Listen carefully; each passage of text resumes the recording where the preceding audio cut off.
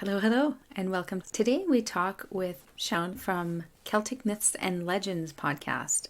Her podcast is more of an off-the-cuff style, which she admits to and which we absolutely enjoy. So thanks for joining me here today and listen to her talk about her topic. Funnily enough, amid the crazy storms on her end and the weird internet issues on my end, we still managed to record the episode with very little problem.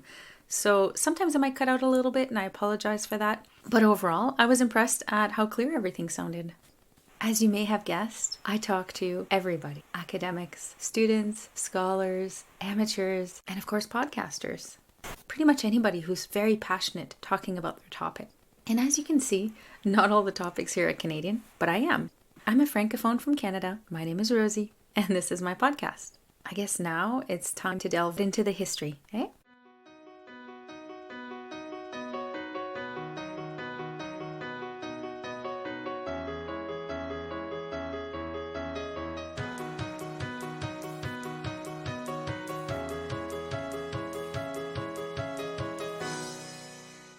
I just want to say your podcast is a favorite around here. Oh no, thank you. Thank you very much. I'm glad you enjoy it. I would just like to know, how did you get interested in folklore? My interest in folklore is for, a number of reasons. I think folklore is incredibly interesting as a historical tool. You'll know as a historian as well that, we got archaeology and we have literature, and they're held up as the biggest forms in which to study history. And, as they should be, they're physical, they're there for us to study. But I do think that folklore holds up a mirror to people, and it shows, the sort of things not only that we fear, that we're interested in, that we love, but also it shows how we view the world. And I think in that sense, folklore is incredibly interesting and incredibly useful. And I think it's been underrated as a historical tool if you want to look at the history of studying and things like that. Of course, folklorists have been an academic department or whatever for a while now, but I still think that folklore is very underrated in terms of what it can actually tell us about the past and what it can tell us about the people of the past. Mm-hmm. And how did folklore start? How did we figure out that it's such a good art to use? Not only is it storytelling, but it's oral history. If you don't have a way to write things down, of course, you're still going to have collective communal knowledge and stories and genealogies and things like that. You're still going to have things that need to be passed on. So I'm not, an expert in the whole history of history, but by my guess, folklore must have been born out of this need for human beings to pass down knowledge. You can look at tribes of the past and say there would have been one set storyteller, or would have been a community thing, or parents would have said stories to their children. But there must have been some sort of system for us passing down knowledge, and also stories and also things like that. So if you look at bards in medieval Wales, for example, they weren't just entertainers. They weren't just singing songs or telling stories of giants and maidens. They were also historians. They were a huge reason why a lot of genealogy was kept record of. They would be employed by the king. They would be very, very important to the court, and they would really study, the genealogy of kings. Much in the same way that a lot of historians have done that are connected to kings or emperors or whatever. A lot of their job is to really study where this person was from and, sometimes make up that, their ancestors and things like that. But yeah, history and genealogy and storytelling are all very much linked. So again, why folklore, I think, is a very good historical tool, because essentially we go back far enough. Folklore and storytelling are inherently connected to history anyway. Mm-hmm. I just have to say, when you did your podcast on, I think it was the horses, you talked about water horses or that kind of thing. And I'm a huge Julie Fowlis fan. She's a Gaelic singer from Scotland. And she actually has a song, basically a cautionary tale about the water horse. And it just reminded me so much of the song. You're going to have to send me a link of that, because that sounds 100% my cup of tea. Well, it's all in Gaelic, so you won't understand. I'll love it anyway. That's 100% my cup of tea. It's weird. I really want to do a full episode on water horses because they don't pop up only in Scotland and Ireland. I've said a lot of throwaway comments about them because they're one of my favourite folkloric creatures. So I have talked a lot about water horses and water creatures, but I want to do a whole episode dedicated on them just because they're not only in Scotland and Ireland, but they pop up in Wales as well. And yeah, there's this... It's a big example, actually, of folklore in the landscape because I think that a lot of folklore is influenced by the landscape. So for water horses, it's more a cautionary tale of, don't go by the water because you'll get, a water horse will jump out at you. But really, it could be just as easily translated as don't go near the water because you might fall and drown. If you go too close to the sea, you might get pulled in and you might drown. Don't go near this loch because, again, you might fall in and drown. A lot of cautionary tales and a lot of evil folklore creatures connected to the landscape are actually, you can argue that they're cautionary tales and they have a real strong logic to them as well. Yeah, she has another one about, I think it's like forest nymphs or fairies. I'm not quite sure because it's in Gaelic. I don't understand all of it. But it's the two little girls, they take a shortcut in the woods, and then one little girl gets taken by fairies and she never comes back. It's a very sad story. Yeah, I mean, a lot of these stories are obviously explaining like real life things, fairies taking away children, or, for example, Selkies, seal people. So, you'd have, there's examples of male Selkies, or examples, there are folk tales of male Selkies coming into the house of like a young woman, lying with her, and then she has a child, and then the child disappears, and the folktale is, oh, the Selkie. Or it could just as easily be a fairy. You've got Tam Lin as well. These fairies have lain with these mortal women. They've had a child, and then the child has gone with the father or with the mother to this like fairy realm, and it's just it's really explaining this kind of having sex out of wedlock, really, isn't it? And you've also got, stories of changeling children. You see them now through the lens of 21st century, and you could argue that maybe some of these children were autistic, or maybe some of these children had other sorts of things that we understand now, but that people didn't understand hundreds of years ago. So they were just, oh, it's a changeling child. My child isn't acting like every other child in the village. It's a changeling child. The fairies have taken my child and given me one of theirs. But really, like I said, today we could probably explain why some children might be different to the majority of other children. But I think it's interesting, again, that folklore has these examples of situations that are very real and occur very often, and you see the same kind of narratives and stories pop up in various cultures just because they are very kind of universal human experiences. So missing children and things like that, it must happen in all cultures. So there's going to be various versions of myths and legends of, creatures stealing away children to reflect that. And if you were to take folklore and then you look at nursery rhymes, do you see the link between them, and do you feel that folklore helped fuel nursery rhymes possibly, and that's what's kind of kept on now? Yeah, well, it's more like folklore is just, storytelling, isn't it? So any form of storytelling, and communal storytelling especially. So yeah, nursery rhymes and fairy tales and any really form of literature, I suppose you could say, stems from folklore and storytelling. But yeah, certainly nursery rhymes and fairy tales especially can trace their roots to oral stories and storytelling and folklore in that way, definitely. Mm-hmm. And what do you think folklore says about a culture or an identity? Do you have thoughts on that? Yeah, as I said earlier, I think folklore holds up a mirror to people. So it reflects back how people view the world. And that's why I'm so interested in landscape and folklore, because it's not only does folklore reflect emotional responses from people, it also reflects how we see the world. I'm not the first, I'm just one in a long, long, long line of people who have brought up the connection between landscape and folklore.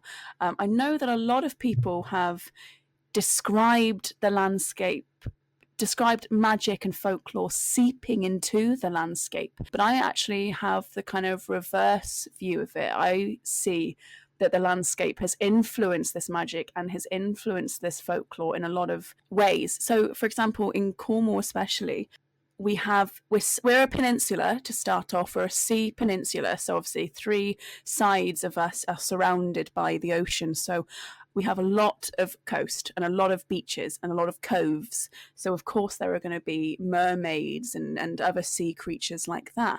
But we also have a lot of moorland. We've got something quite ominous called the Cornubia Batholith, which is like a millions and millions and millions of years old, gigantic granite mass that's basically lying beneath almost the whole of Cornwall. So it sounds quite ominous, the Cornubia Batholith, I think that's what it's called, but I quite like it. But it means, there might be other factors as well, but it means that a lot of our moorland, a lot of our landscape has lots of exposed granite rock.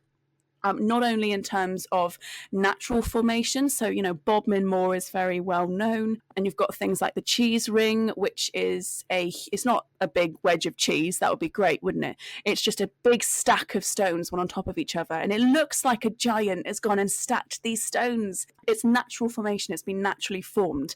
But then on our moorland, we also have standing stones and quoits and cairns and barrows and all sorts of other things using that granite.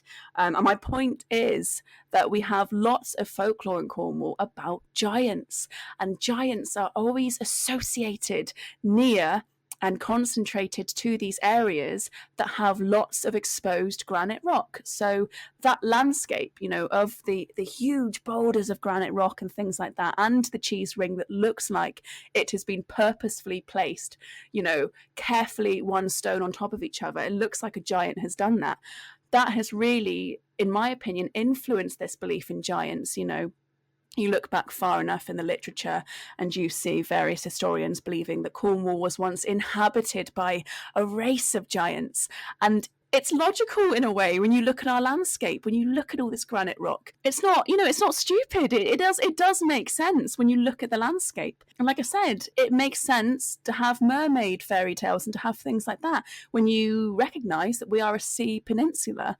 And I think that must be the same in every land of the world. Whatever land features that you have, whatever landmarks or whatever, it has to reflect the stories that are told. You're not going to have sea creatures and water spirits in a land that has no water, for example. It makes sense to me that the landscape would influence the stories that we tell, but also how we view the world. So, yeah, I've gone on a massive tangent, as I always do. So hopefully I've kind of answered. I can't remember what the exact question was. It's okay. No, not at all. Yeah, when you look at the concept of folklore and landscape, it brings to mind certain things that might be passed down that's very connected to the landscape. So it's definitely linked. And then you look at mythologies, and I think that folklore and mythologies have a very strong tie. Yeah, definitely. I mean, folklore is interesting because it kind of encapsulates, stories and also folk customs and things like that. And it's a little bit, less academic in some ways, because obviously it's of the folk, it's of the people. But mythology, again, it's just former theologies, really. It's the gods, it's the pantheon of gods, it's the legends, it incorporates folklore as well, mythology. So whilst they're not completely the same, mythology and folklore, they definitely overlap a lot. So when we look at folklore, we also think of perhaps storytellers. How do storytellers and the landscape also connect? It's a great question, actually. All right, okay, for example, so the Mabinogion. The Mabinogion is the oldest form of prose literature in Britain. So it's written down, it's literature. But the Mabinogion is argued that, and it seems very, very, very likely that it would have been written down because of a long tradition of oral storytelling. So a lot of these stories, although written down, they would have been originally performed physically. They would have been performed orally and physically. They wouldn't have been written down. They would have been performed to an audience, So there are some examples within the Mabinogion, and probably a lot of literature in the same vein that would have been performed beforehand that have references to the landscape and things like that. So in the second branch of the Mabinogion, I covered it in my podcast. You've got Bran, the king, Benedigeidfran, I think you could pronounce it, or Bran the Blessed. He is a giant king of Britain, but nowhere does it say that he is a giant. You know, this story doesn't say that he's a giant. You only learn that he's a giant when later on it says, oh yeah, Bran, who has never had a house to live in, Bran, who has never been able to fit inside a house. So you think, hang on a minute, never been able to fit inside a house? That's a bit strange. And also there's a reference to Bran laying his body down and having his troops and his men walk across his body as a bridge. You know, he lays down in the ocean and acts as a bridge. And again, it just sort of comes out of nowhere. So you're reading it, imagining that Bran is like a normal man, and then that comes out of nowhere, and you're like, what?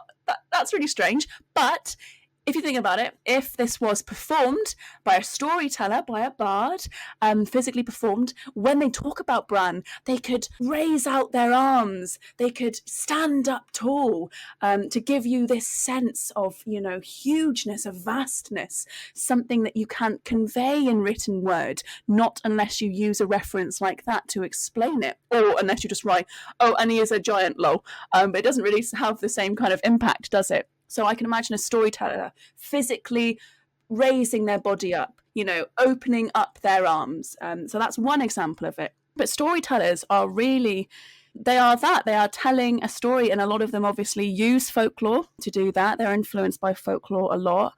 And, you know, you can see storytellers when you go back far enough, like I said, the bards in medieval Wales and probably equivalent versions all across the world.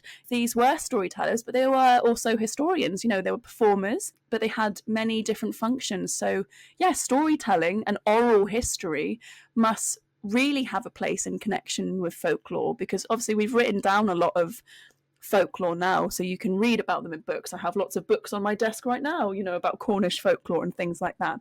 But originally these would have been stories that grandparents told their grandchildren and things like that. I mean, I sometimes get emails from people that say, oh, thank you for your show, because it reminds me of when my granddad would like tell me stories about whatever creature it is. And I think, oh my God, that's so cool that people are still experiencing that. I mean, my dad wouldn't tell me stories of like Welsh folklore or myths and legends or things like that, but he would, when we went for walks in the woods, he would often like tell me and my sister stories about magical creatures that lived in the forest, because he was very much a fan of Tolkien and Terry Pratchett and things like that. And interestingly enough, all those fantasy authors took a lot of influence from mythology and folklore, and from Celtic folklore as well. So it all comes back around. Again, it's another tangent, so I hope that makes sense. Not at all. It's never a tangent to me. Good. And actually, talking about language sparked a question. So when you look at folklore and you look at language, I'm guessing it's very tied together? Well, it must be, yeah.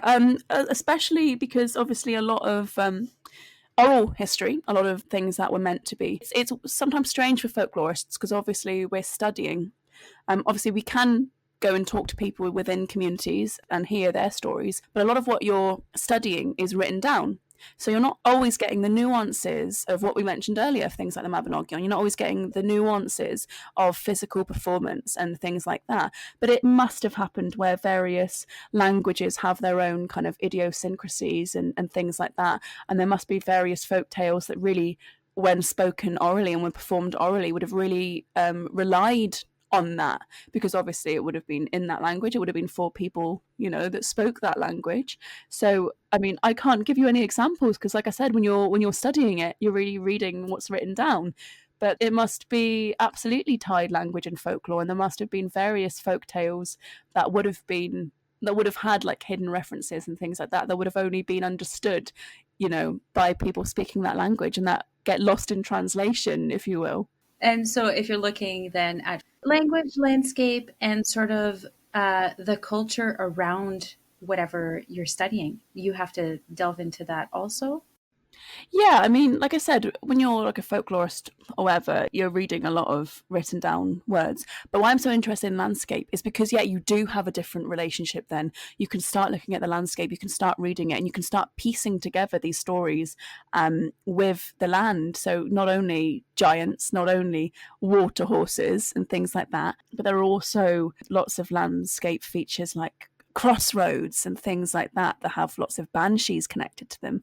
There are not only like ancient landscapes, but there are industrial landscapes that also have their own stories and things. You have the knockers down mines. So you've got the Coblynau in Welsh folklore and the knockers in Cornish folklore, which went over to America and possibly Canada as well and became Tommy knockers. So these little creatures or piskies or fairies, whatever, these little diminutive gnome type creatures that would knock on the walls of mines, and then to alert miners that there was going to be a disaster, that the mine was going to collapse in on itself and to get out. So not only do ancient landscapes kind of have their own folklore inherently tied to them, but also industrial landscapes as well that are much more modern. So that sort of speaks to the power of storytelling anyway, just in terms of it's an evolving thing, it's ever changing. We are always reacting to our landscapes and to our industries and how we kind of live, if you will. Like, I've just started working in a China clay museum, and it's the only China clay museum in the UK and possibly in Europe and maybe the world, who knows. But China clay it's a mineral called kaolin, and you can see it, you know, across the world. But for some reason, some of the purest and best examples of it came from southwest England and Cornwall especially. Maybe it was because of that, you know, Cornubia Batholith. I just love saying that. I don't know what it actually means. I'm not a geologist, I'm sorry. We have, you know, China clay industry is this huge industry in Cornwall, and yet I haven't been able to find loads of folklore associated with it. So that's that.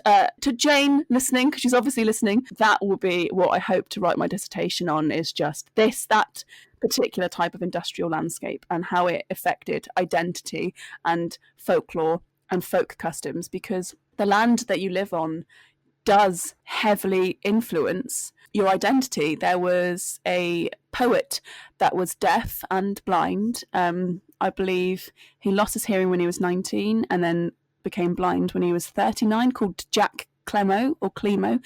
He was a Cornish poet that grew up in clay country, which is where I'm from.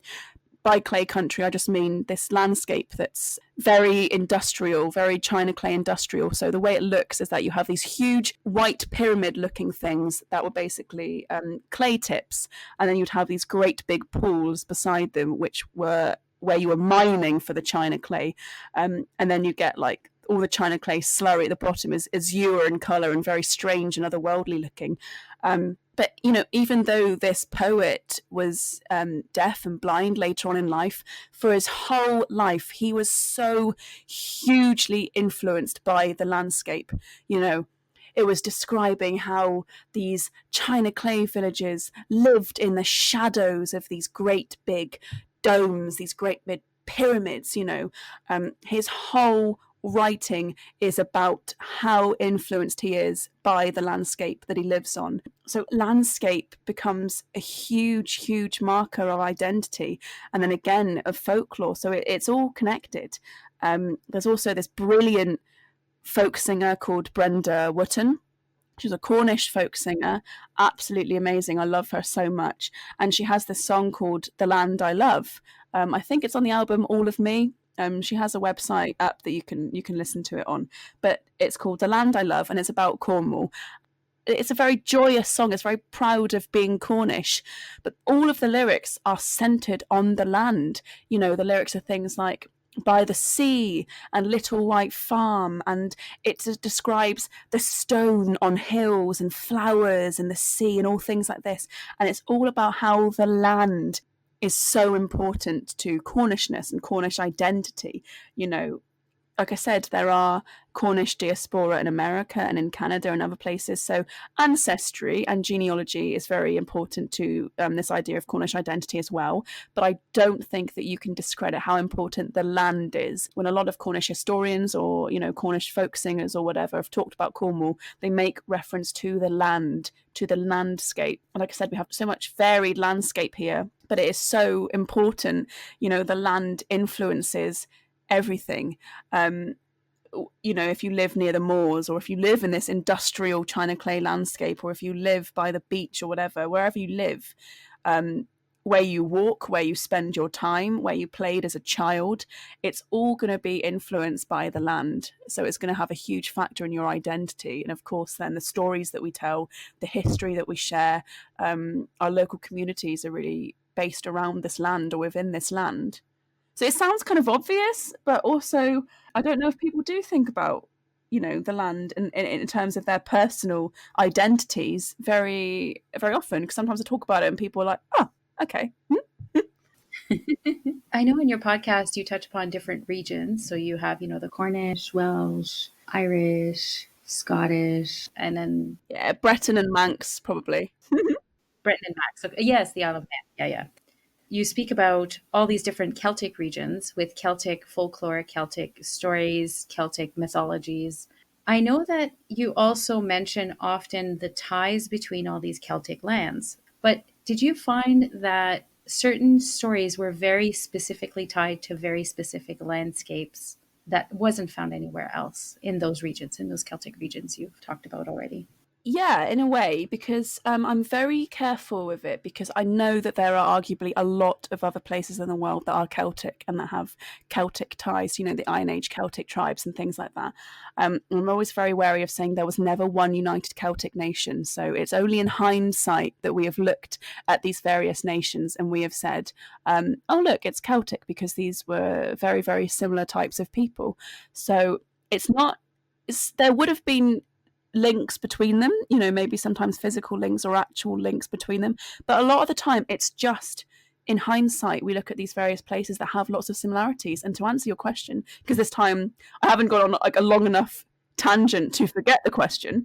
Yeah, there are certain landscape features that are very prominent here that do reflect certain stories. So, for example, I know that Ireland has lots of, granite rock and stuff like that as well. I know that Britain in general, the British Isles in general, we have a lot of exposed granite rock, a lot of standing stones, a lot of quoits, a lot of barrows and things like that. So a lot of these old kind of burial sites as well. Arguably, you can link that back to people because they are man-made. So they were made by people, but now through time, they have become these features of the landscape and they have influenced their own types of stories. So the Irish have a lot of stories of the other world and of fairy people that come from the mounds, that come from things like that. But then the Welsh also have their versions of the other world. And if you look at archaeological evidence, you can see votive offerings left near stones and dolmens, or left near pools and bodies of water, and also left near sort of these mounds. Piskies and fairies and creatures like that, I find them very interesting because they pop up in all of the Celtic nations. They all have their own versions of the Piskie, and they're all linked. A lot of them are linked to these landscape features. Brittany has the Correds, who are said to linger near dolmens. And like I said, the Irish have their fairies that are linked to mounds and other things like that protrude from the earth. And the Scottish have a lot of standing stones as well. So a lot of these key landscape features that you can see in the UK, and maybe you can see them elsewhere. I've never been very many places, so I wouldn't know. But especially in the British Isles and the Celtic regions, there are a lot of exposed granite rock, which lends itself to a lot of stories. And also, the whole of the UK is an island. So when you look far enough, obviously there's a lot of landlocked areas, but when you look far enough, it's all surrounded by coast. So we're all going to have our own versions of people sailing over. We have had lots of people invading us and coming over and whatever. And we are going to have lots of stories connected to the sea and connected to maritime activities and things like that. So yeah, there are features of the landscape that you can find in one or more or all of the Celtic regions that they will have shared and that they will have produced their own very similar stories based around that. Oh, that's very, very interesting to see how different they can be because of the landscape, even though it's sort of the same basic story. Yeah, definitely. Because like I said, you can have fairy creatures and other world creatures in the cultures all around the world. You've got loads of different types of creatures that are actually really similar in their behavior, in their circumstances, in where they fit themselves into these narratives that are really similar, but also very, very different. So I love folklore because you can trace the similarities between various cultures, but you can also trace differences, which I think is great. So, like, in a big kind of global view, you know, human beings are all human beings. We all have our own universal kind of desires and fears and wants and things like that. But each region will have its own key identities, and each region will have its own stories to tell. So you can see this great big overarching similarities, like the hero's journey and all these different versions of the same story that pop up in all different cultures. But each region will have its own unique flavor, which I think is really great. Because, like you said, you can have these stories that are very similar, but also because of the landscape being different, will also be very influenced by that and will also be very different as well. It's great. What about traditions linked to folklore? Have you come across any interesting traditions that are linked strictly to folklore? Yes, so especially in Cornwall, a lot of folk customs and festivals and things like that.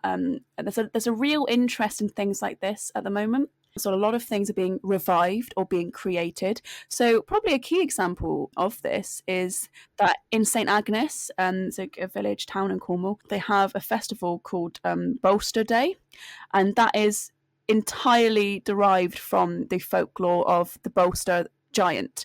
So I don't know if you've listened or I did, yeah. yeah, you did. So you know it. I'm not going to reiterate the whole thing, but basically, Bolster giant. For your listeners, don't worry, I'm not going to say the whole story. It was interesting. The giant is horrible. He's called Bolster the giant. He's horrible, and he meets his fate by dying by this very clever woman called Saint Agnes.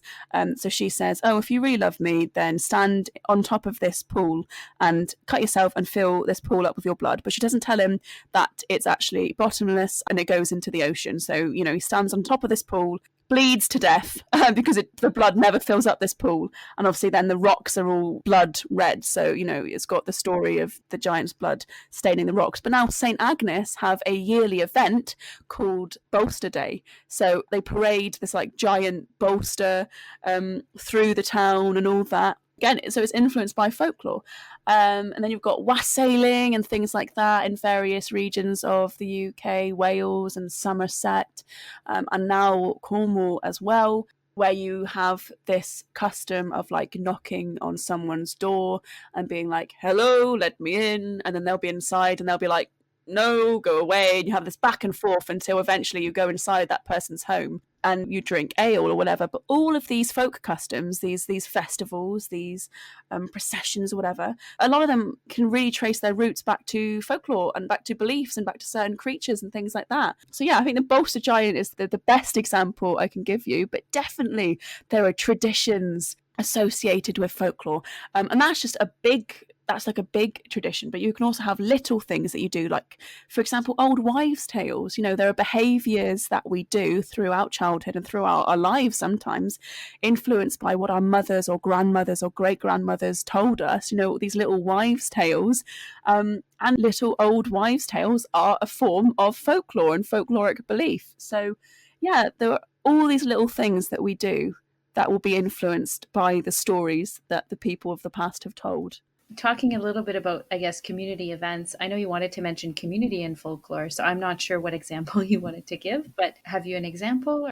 So community, I think a lot of the time now, there's this really strong resurgence. It's why my podcast seems to be doing okay, and I'm shocked by that people want to actively listen to just me ramble on. But it's because there is this really strong resurgence in an interest in folklore and folk customs, heritage, identity, and things like that.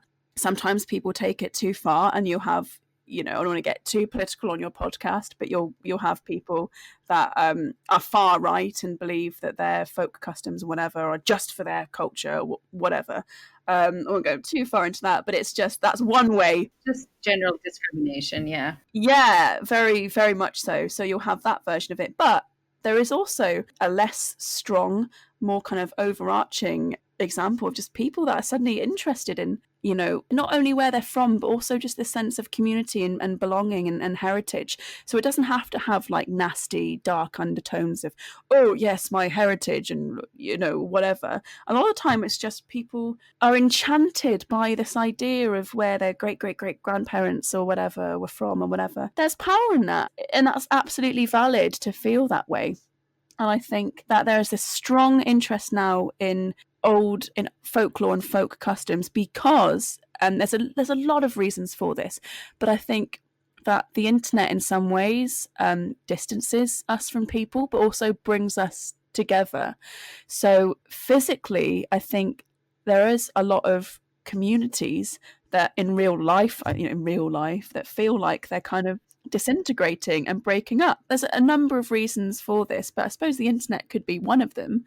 But you have this interest now from people for various different reasons in identity and in community. So like I said, some people take it too far and they can be quite toxic and dangerous in how they view it. But some people, it's really just, I don't know how to explain it, but, you know, growing up, my father was from Wales and my mother was from Cornwall. And I don't think my sister really had quite the same interest in these types of things as I did. So it's not something that's universal. But for some people, there's this real feeling that you're trying to get at. You know, there's like something out there. I don't know if it's like these stories or if it's heritage or identity, whatever. There's something out there that you're kind of looking for. And I think that a lot of people are feeling that way now, so that there's this real strong interest in folklore and folk customs because people want to connect to community, because people want to connect to their identity, their heritage. But also, it doesn't have to be just something that's, you know, in your genetic line. For example, I'm interested in the folklore and mythology of loads of other cultures and countries. The reason I do my podcast is because I realized that there was a niche for it. I realised that there wasn't a huge amount of content out there pertaining to it, as the brilliant Celtic Myth pod show. But other than that, there wasn't a lot of podcasts about Celtic myths and legends. And I thought I can speak about this. And although I'm not Irish, I'm not Scottish, I do make that very clear. In some ways, in some small way, especially for the Cornish and Welsh parts of it, I'm not speaking over anyone. You know, I can speak about my own relationship to these stories without, you know, insulting anyone, without speaking over anyone. So I love listening to podcasts and mythology and folklore podcasts about people really relating their own heritage and relating their own stories from their own cultures, because it's so great and people are so interested in that. So, you know, there's communities now just on Twitter. You know, you've got the Folklore Thursday and things like that. There are and our podcasting communities as well. There are whole communities on Twitter just based around these subjects. So I think there's whole communities of people now that are just interested in folklore. You know, you've got folk horror revival on Facebook as well and Twitter. All these people that have come together from all these different parts of the world, and we're all interested in like one topic. So again, there'll be a whole community based on that. I don't know if that's because of what the internet has done or there's various factors that go into this. But if you look far back enough, obviously before the internet, before we were connected so much to people, when people really just lived in their own little villages and whatever, that would be a community. So that own community would have its own storytelling, would have its own customs and things like that. So community is such an interesting topic for me because it can be so small, but then it can also be so huge, and it can incorporate just local regional places, but then it can also take up these interesting spaces on the internet as well. So I definitely think that there is this interest now in folklore just for folklore's sake. For some people it will be for various reasons. For some people it will just be because they're interested in learning about their own history and heritage or that of their grandparents and things like that. And for some people it will be a little bit of everything, and it will also just be a bit of, oh, I'm really interested in stories and storytelling and for the sake of it. So they'll be interested in folklore just for folklore's sake. So yeah, I think No, absolutely. It's funny how you can identify with a culture that's not yours. It's a very bizarre thing. Yeah, and you totally can. I really hate this idea that only, you know, if you can trace your great grandparents back to the same tiny little region of land, only then can you be interested. If that's nonsense, that's such nonsense. You can be interested in the stories and heritage and history of all places. And really, that's again why I love folklore so much, because you can see these same types of stories that really hit these human universal desires and beliefs and fears that we all have, and they get translated through these stories. So you can see similar stories pop up across cultures, and they're so interesting because, like I said, they reflect things like love and adventure and death and horror and tragedy, all things that all people can relate to in one way or another. Absolutely. And I guess you talked a little bit about writing down the folklore, or the storytellers wrote it down eventually. Do you feel like there are advantages and disadvantages to having things written down? Yeah, that's a really great question. Thank you for asking it, actually. Yeah, you see a lot of, for example, in the Industrial Revolution, you had a lot of academics, a lot of, quite a lot of middle class academics, which were suddenly very interested in this idea of, Britain's getting industrialized and we must record the stories of the rural people, as if the rural people couldn't record their own stories in their own way. It would have been through oral storytelling and maybe some written down as well. And it would have been from passing down stories and from family to family and through the community and things like that. But no, you had this strong desire of, we must save these stories for the future.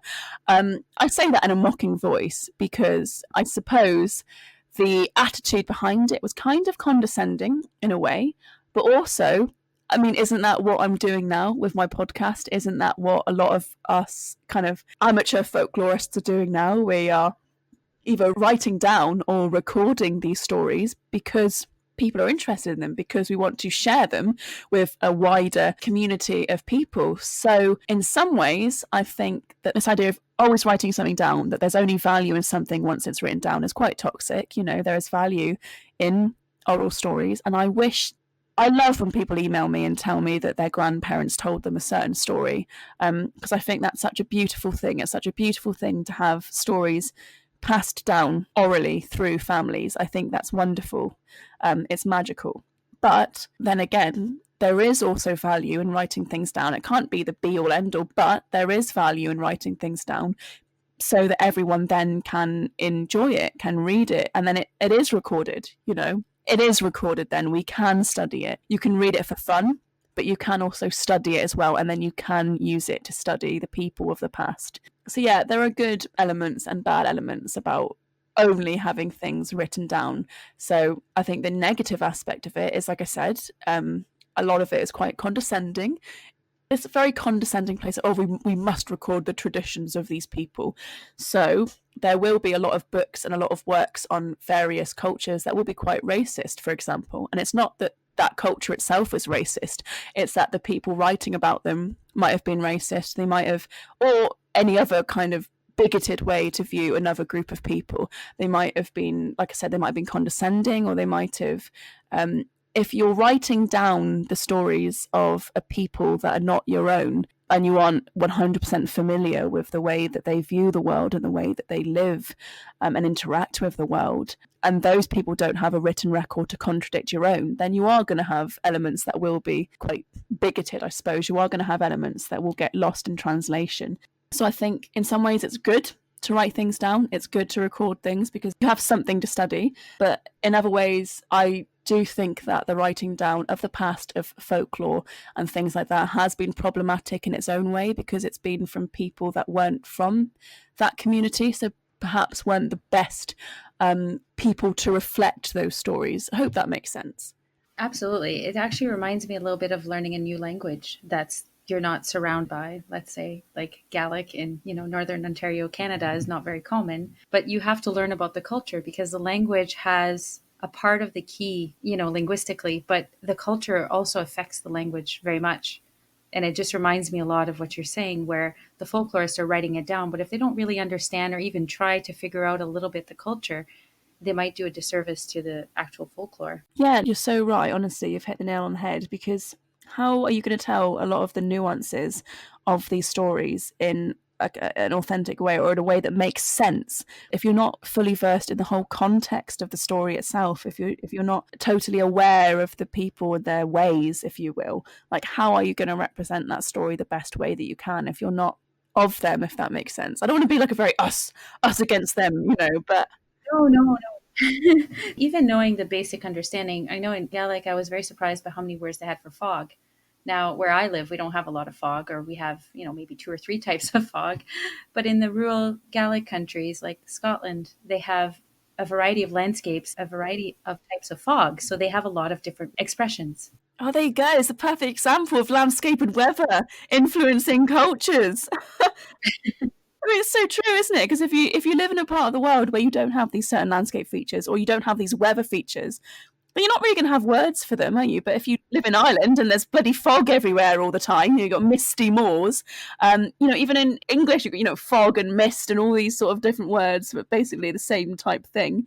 We can have loads of words to describe it because we see it all the bloody time. We have a lot of snow, so we have a lot of ways of talking about snow here. Yeah, whereas we just have snow.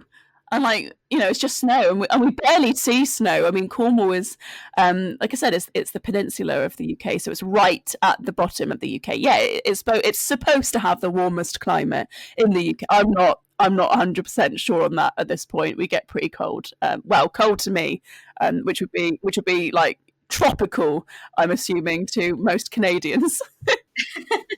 It would be very different, I'm assuming. Yeah, it's much drier here. So the cold is manageable. You just layer up. Lots of wool. Whereas it gets 0 degrees here and suddenly you're like, oh my God, I'm freezing to death. Whereas that temperature would be not that cold to loads of other people in the world. No. Yeah, it's all relative in what you're used to. Absolutely. Yeah, definitely. So I wanted to ask you if you're comfortable talking about your degree a little bit, just sort of what is Celtic Studies? Maybe somebody is interested in looking into it for a master's. Yeah, sure. It's interesting because obviously, like I said, there was never one united Celtic nation. So your Celtic studies could be in relation to Cornwall or Wales or Ireland or Scotland or Isle of Man or Brittany, or it could be tracing similarities between all of them. But really, it's a discipline that's using various forms of studying history. So I've had to read medieval monastic voyage tales from Ireland. I've had to read about Welsh saints. I've had to read about Welsh medieval laws. I've had to read about more modern things. I've had to read about the Iron Age Celts. It's very, very open-ended Celtic studies. You can really choose, depending on your course and your lecturers and their interests, you can really map out what it is that you're interested in. So for some people, it will be linguistic. They will be interested in primarily in languages. But for some people, it will be very, Celtic spirituality, that type of thing. So you'll be interested in legends and the other world and Arthurian legends and things like that. Whereas some people, you'll be very, don't get me wrong, I love the otherworldly stuff as well. But my dissertation now seems to be very focused on identity and landscape and things like that. And I'm looking primarily at an industrial landscape.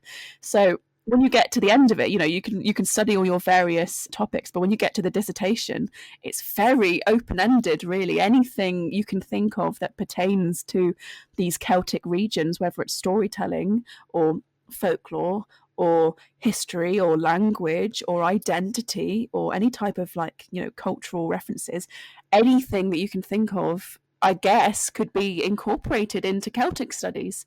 That's a very exciting way. Yeah. Yeah, it's a very interesting degree. You're looking at archaeology, you're looking at old literature, you're looking at old laws, you're looking at all different types of sources in which to study. Yeah, in a general sense, it's just very, very open-ended. And like I said, I'm doing it distance learning, and I think that I've influenced at least one other person in the world to do an MA in Celtic studies because they heard about that I was doing it. So if I could influence just one more person, it's very niche. It's very, very niche. I can't guarantee that you're going to get a job out of it. I can't guarantee I'm going to get a job out of it.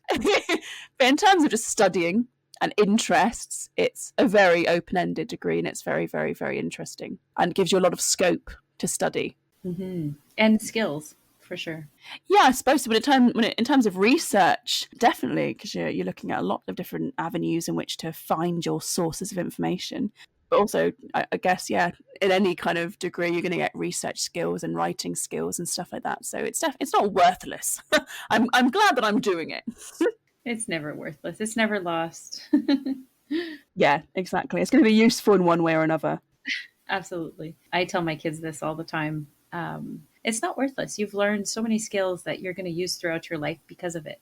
Oh, I wanted to do. I wanted to go to drama school. I wanted to study theatre. That was my big dream growing up. All the way growing up, from being a child, being a teenager, right up until I was 18. That was my big dream. But because that was my big dream, and I did a lot of theatre when I was younger, that has led me to what I'm doing. I didn't go to drama school. My parents vetoed it. They were like, no, you won't get a job out there, whatever.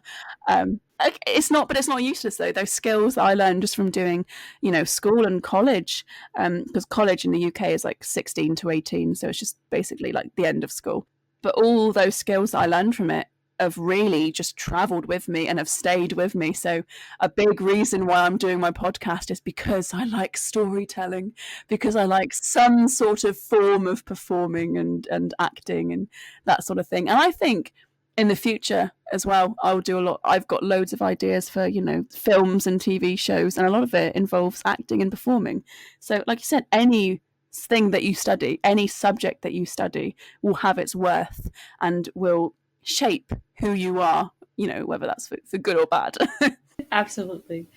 And I generally try to ask this question when I can. So, if you had a time machine, I know it's such a very cheesy question, but if you had a time machine and there was a place in history that you could visit and come back safely, either to partake in or just observe, do you have a time period that really interests you? Well, let me tell you, Rosie, I'm a big fan of Outlander. So, no.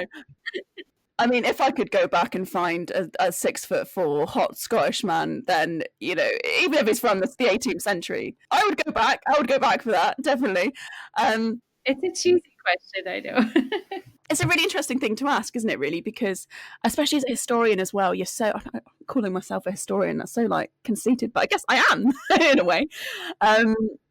Yeah. So, but you're studying history, so of course you're gonna get asked. If you could go back, would you? But then you think, when you do study history, you think, oh God, what all the terrible things that happened as well, and you think, oh, they might not brush their teeth so much, and they might have been, raping and murdering people all the time. And but I think, would I go into like the future somehow with a time machine? And I don't know. I mean, there's a great book called Hard to Be a God, and the whole premise, it's a science fiction book, and it was written in like Soviet Russia, and the whole premise is that you have these scientists from one world, and they visit all these other worlds that are like going through their medieval periods, and they just observe. So these are the gods. So they wear like medieval garb or whatever, but they have like a tiny camera on it that like observes all of the people, but they can't step in to change or to influence anything. And that's the big thing, isn't it, with like time jumping or going from your world to something completely different, is that would it be ethical to change it in any way? And I don't know if I would be very good at just being a bystander, at just kind of standing back and just observing something. But also I have absolutely no skills. I have no measurable skills. So I would be, what could I offer people? I mean, I can clean historic objects, so I get and they won't be historic then, though they'll be contemporary then, so I'll just be cleaning things. So I don't know, I don't have any skills really to take me into the past. But what type of time period? I mean, you seem to like the medieval time period. Is there a location that you want to visit to see? Either it could be bare landscape to see, prior to industrialization, or it can be anything really. There's no good answer to this. Oh, you know what? I'd love to go and find out who really bloody built Stonehenge, Who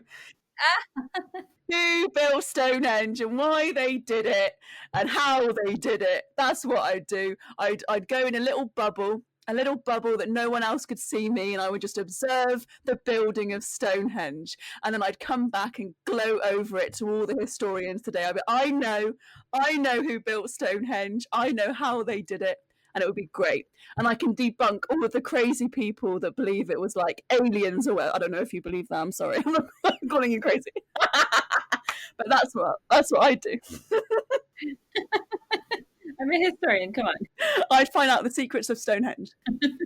any peoples of the past that pop up in like pop culture and things like that are kind of, well known in a way, are only viewing them through the lens of academics of the past. And obviously academics of the past had their own agendas, and then obviously when something becomes mainstream, then it's adopted by authors and adopted by other people as well outside of academia and artists, and they always have their own agenda and their own romanticization of things. And another reason why I love folklore, because when you're listening to the voices of the actual people reflecting their own stories and reflecting their own cultures, then you're getting a lot more out of it, really. And like I said, a lot of folklore is written down, and it is written down by people outside of those communities.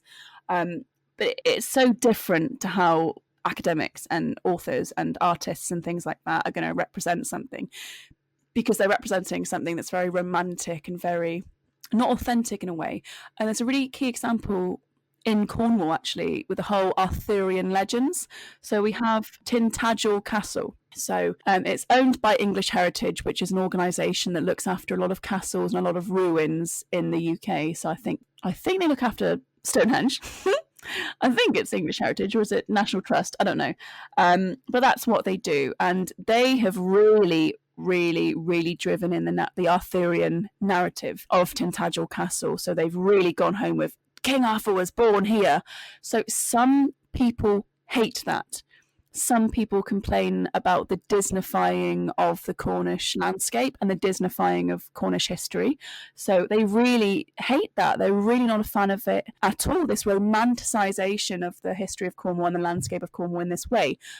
But arguably, you can say that because these romanticizations of Cornwall and of King Arthur and the landscape have existed for hundreds and hundreds and hundreds of years, then it's authentic in its own way to tell the history of that relationship, of that legend with that landscape, if you know what I mean. So, for example, there were kings, I think there was like an 11th century king or something that built his castle on the site of Tintagel because of the myths and legends of King Arthur associated with that part of the land. So it's not that King Arthur actually was born on that land. That's, I don't think that's the story that they should tell. They do say that a little bit, and I think they should stop that a little bit. It's a little bit silly. But where they get things right, where they get things really right, is where they focus on just the history of the belief of this idea of King Arthur in this area. So in some ways, the romanticization of like history is its own history and has its own authentic way anyway, but sometimes is really silly. So when looking at Vikings, for example, like a lot of it is not true. A lot of what the Victorians said and believed about Vikings, and a lot of what we believe about Vikings now is not true. It's seen through that lens of the Victorians and other historians. But I guess there is a whole subject onto itself about studying the history of how the Vikings were interpreted. And that's like a separate thing, isn't it, than how they actually were. So it's the same with Tintagel, really. You've got the history of Tintagel itself, but then you've got the history of how people have viewed Tintagel itself. So it's kind of interesting that those are two completely different things. So I wonder, does folklore affect history, or does history affect folklore? Is that just one of those questions that we'll never figure out?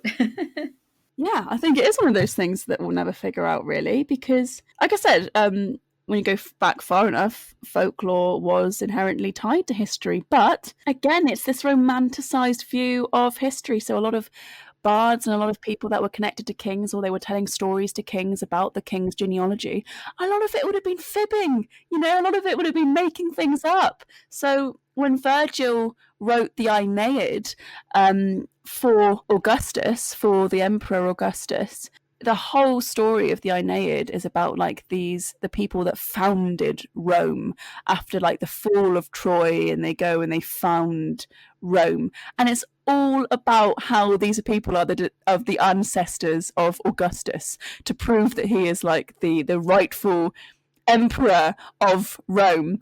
So it's all fibbing, really, but it's authentic in its own way, isn't it? So a lot of it would be just making up history to appease this king, or appease this emperor in a way. But then it becomes history in its own right when we study the Aeneid just for studying old literature in its own right. So yeah, I think history and folklore and storytelling and legends and mythology and things like that are all tied up together, like inherently. Oh, I absolutely agree. I don't think you can really split off sort of with a sharp knife like all of those. No, you couldn't. And would you want to, even if you could? I wouldn't. No, it's intertwined with the Celtic knot. Yes. Yes, a Celtic knot indeed. There's so much built history. I mean, the UK, we're very lucky in the fact that it's a very old land. So we have a lot of built history, not only like from the last few hundred years, but we have a lot of ancient history that you can physically see like dotted along the landscape. So we're very lucky in that regard. We definitely take it for granted here in the UK, things like that. When I worked at St. Michael's Mount, it was originally a monastery. So, like, it was an 11th century monastery. So, the oldest part of the family do live in the castle, but the oldest part of the castle, the church, most of it was ruined when there was like a great big earthquake that came over from Portugal, and like the aftermaths and ripples of it affected like Cornwall as well, and like so most of the building was destroyed. But some of the oldest foundations, so some of like the oldest bits that still survived, yeah, they're like 10th, 11th century. So they are really old. That stone has stories to tell. So like when I turn off my ancient history brain, I'm like, no, that's really impressive. That's really old. But, you know, I don't know why sometimes we put so much importance on buildings and things like that. They're great, but then you only have to look at like a stone, like a piece of granite rock, and you're like, that is millions of years old. That's old. Well, look at the sea, and you're like, okay, she's old. Thank you so much for coming on the podcast, just delighting us with all this folklore history, essentially, that you love so much. And I guess enlightening us. Well, I don't know about that. Hopefully, you've got at least 20 minutes you can use from me. I'm sure we'll have more. No, thank you for having me. It's been brilliant. I've really enjoyed getting to wax lyrical about folklore. Thank you so much. Have a super good night, by the way. You too. Thank you. Bye.